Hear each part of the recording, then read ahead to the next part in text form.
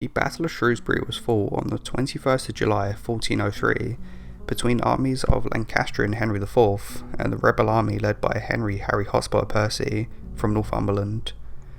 The battle demonstrated the effectiveness of the longbow. The battle began with a huge archery attack 2 hours before dusk. Reportedly, the king's men fell like leaves in autumn. Every one arrow struck a mortal man. One of the most notable wounds from the Battle of Shrewsbury was that of a young 16-year-old Prince Henry of Wales. He was struck with an arrow whilst on horseback. The arrow's thoughts had deflected and broke, making its way under his helmet and penetrating through his cheekbone, shattering the bone and lodging itself just behind his right eye, around 6 inches into his skull. He remained on the battlefield for up to an hour after the arrow struck. Reportedly, the arrow just missed the brainstem and surrounding arteries. At the end of the battle, the royal surgeons examined the wound and concluded that there was a potential infection. He could ultimately be blinded and that he could die. So, one of the surgeons initially attempted to remove the arrowhead by pulling it out of the cheek. However, at the time, many of the arrowheads were not glued to the shaft, so when twisting and pulling the arrow out, the shaft was removed but the arrowhead remained lodged in his skull. They decided to make the 50-mile journey to Kenilworth Castle, where surgeon John Bradmore could examine the prince. Prior to the Battle of Shrewsbury, John Bradmore had been imprisoned on suspicion of illegally using his metalworking skills, but was released in order to help the prince.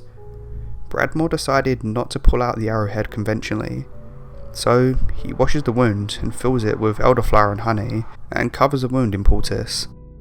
4 days later, Bradmore returned to the prince with an invention to remove the arrow. It's now known as the Bradmore screw. The aim is to grip the arrowhead from the inside to be able to pull it out. They then opened up the wound. Someone was then made to suck the tissue and gunk out to clear the wound site. Bearing in mind the prince was entirely conscious during the entire process, the Bradmore screw was then inserted into the wound and the surgeon pushes down to try and move the arrowhead.